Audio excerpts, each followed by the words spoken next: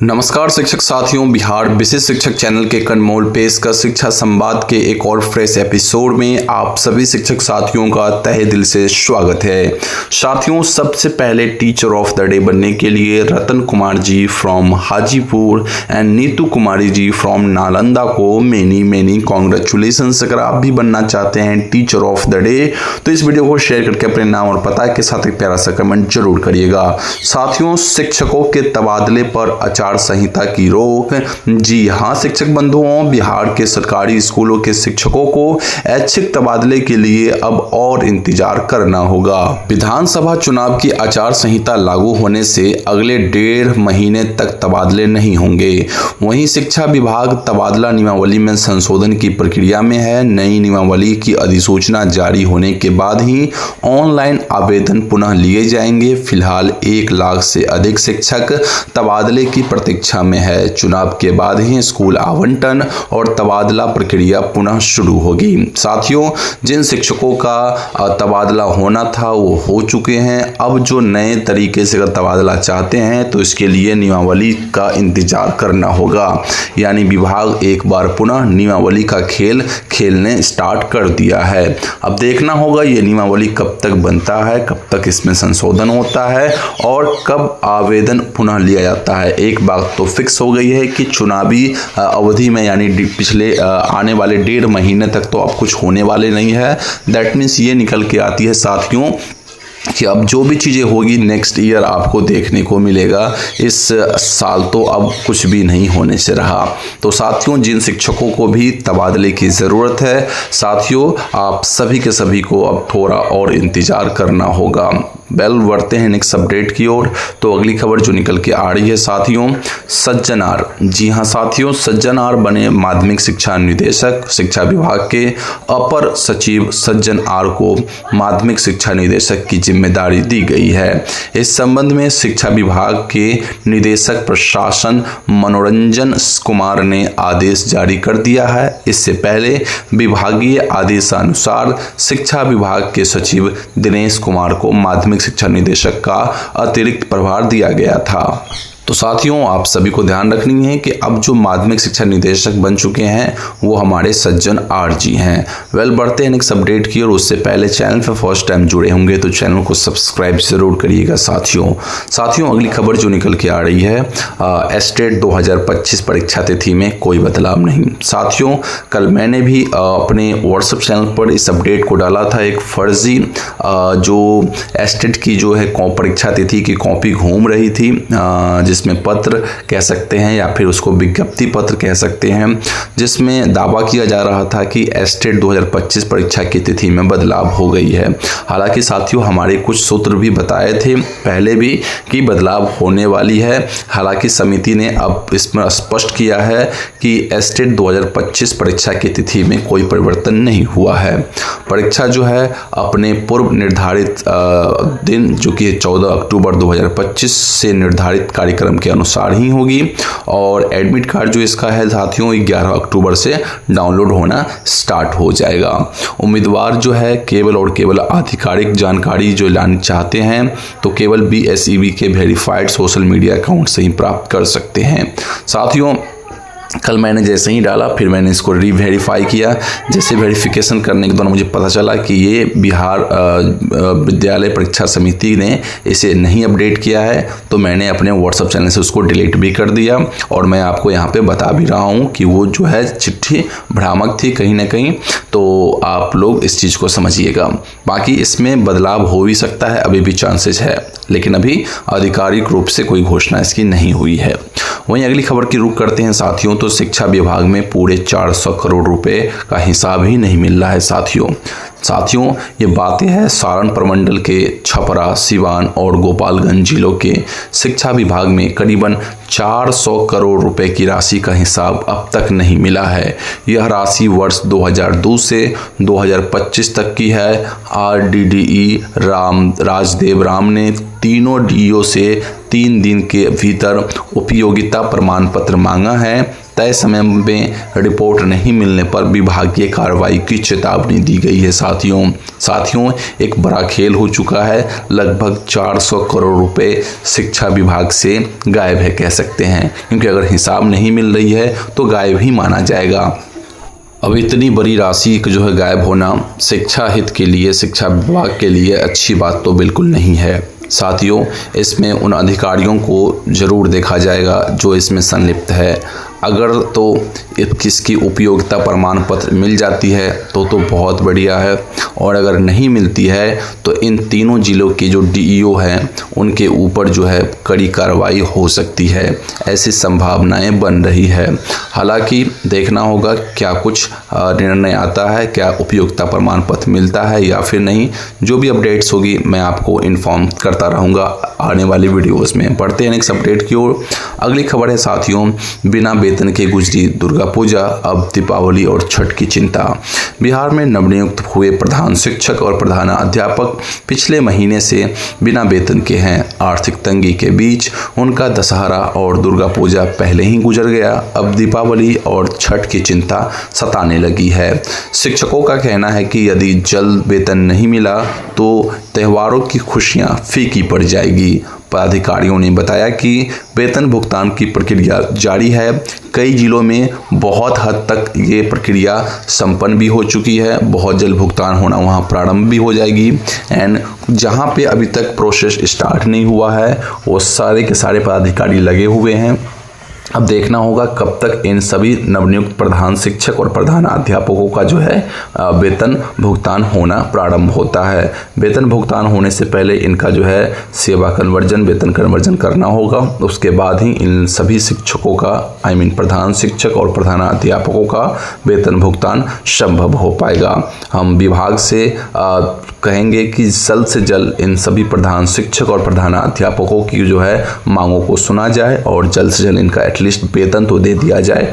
बाद में इनकी जो भी मूल वेतन बढ़ोतरी की मुद्दा है और भी चीज़ें हैं उस पर ध्यान दिया जाएगा। लेकिन वर्तमान समय में जो वेतन आपके अनुसार बन रहा है, इन सभी प्रकार के प्रधान शिक्षक और प्रधान अध्यापकों को जल्द से जल्द दीपावली और छठ से पहले अगर हो जाए तो और बढ़िया बात होगी साथियों।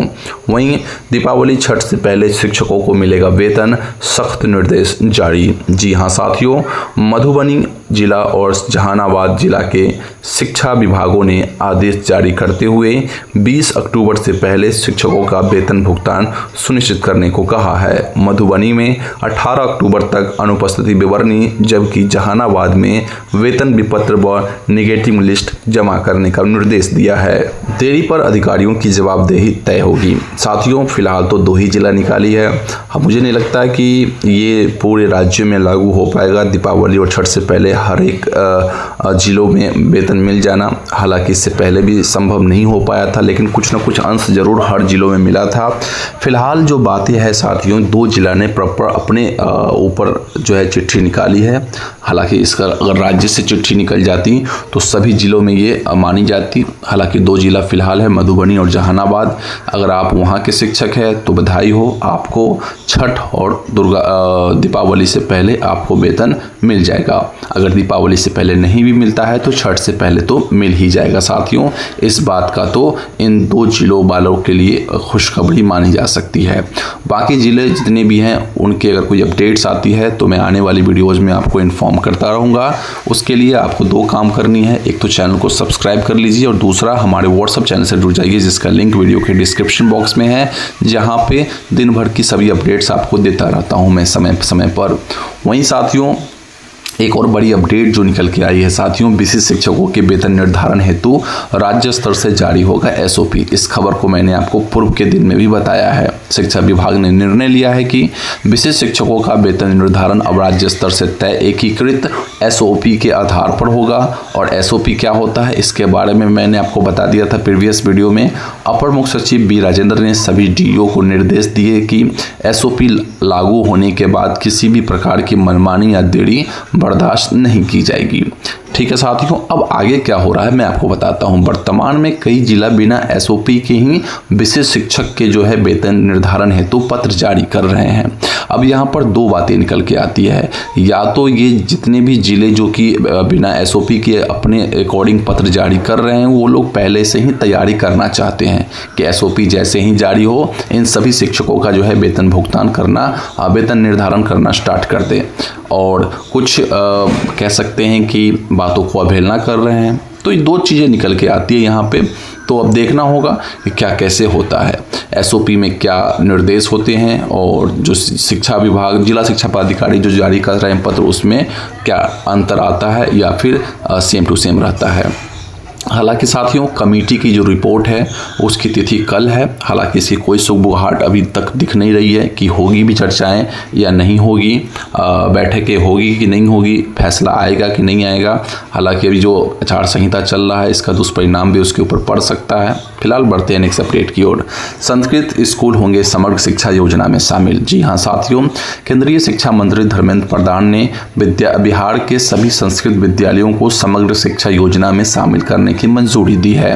इससे संस्कृत स्कूलों के आधुनिकीकरण और 47 मॉडल विद्यालयों के निर्माण में तेजी आएगी, जिससे विद्यार्थियों को समग्र शैक्षिक लाभ मिलने वाला है। साथियों अगर आप संस्कृत स्कूल के टीचर हैं तो ये आपके लिए बड़ी खुशखबरी हो सकती है कि आपका विद्यालय अब समग्र शिक्षा योजना से जुड़ने वाला है। बढ़ते हैं नेक्स्ट अपडेट की ओर साथियों। तो चुनाव में सोशल मीडिया की होगी विशेष निगरानी। चुनाव आयोग ने भ्रामक खबरों और अफवाहों पर कड़ी नजर रखने का निर्देश दिया है।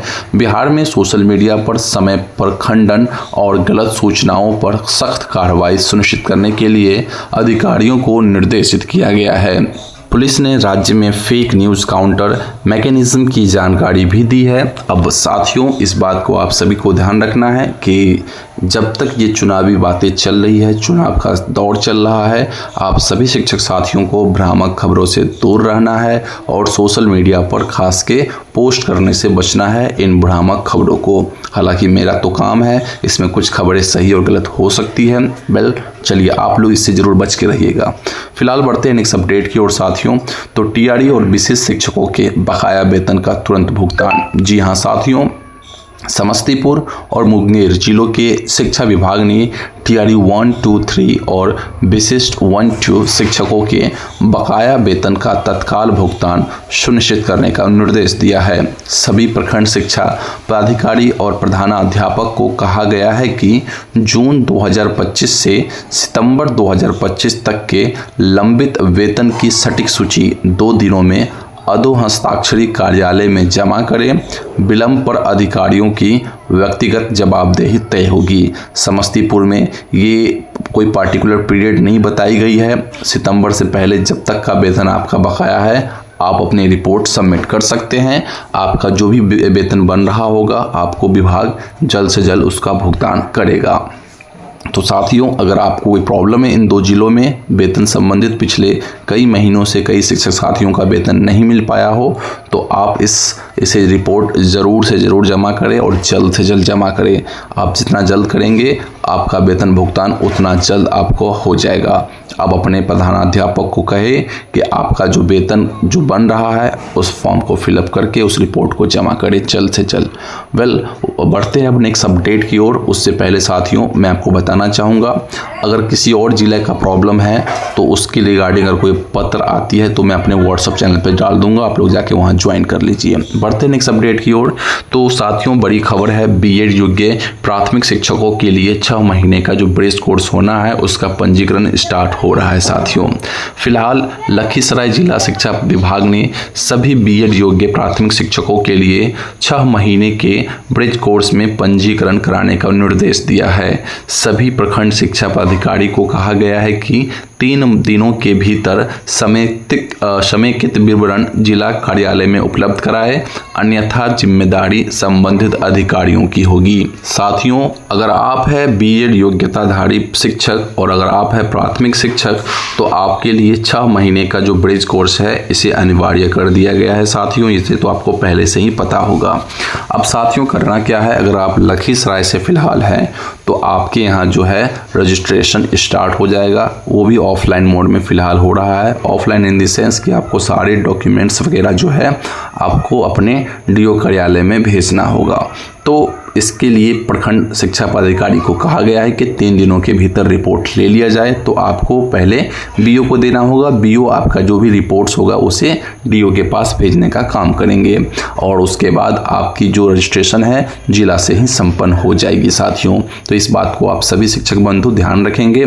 और बाकी जिलों का कोई रिपोर्ट्स आती है तो मैंने पहले भी कहा है कि इसकी जानकारी आपको हमारे व्हाट्सएप चैनल पर मिल जाएगी, जिसका लिंक वीडियो के डिस्क्रिप्शन बॉक्स में है, तो आप लोग जाके वहाँ पे ज्वाइन कर लीजिए। And one more thing is, untrained शिक्षकों के लिए अब तक कोई रिपोर्ट नहीं आई है। अब जो भी रिपोर्ट्स होगी अनट्रेंड शिक्षकों के लिए वो चुनाव के बाद ही होगी। तो आप लोग अब थोड़ा सा और इंतज़ार आपको करना पड़ेगा साथियों। मैं अपना काम बखूबी से कर रहा हूँ, शिक्षा विभाग जब तक चाहेगी तभी काम करेगी साथियों। मिलते हैं अगली वीडियो में, तब तक के लिए बने रहिए चैनल के साथ एंड जय हिंद।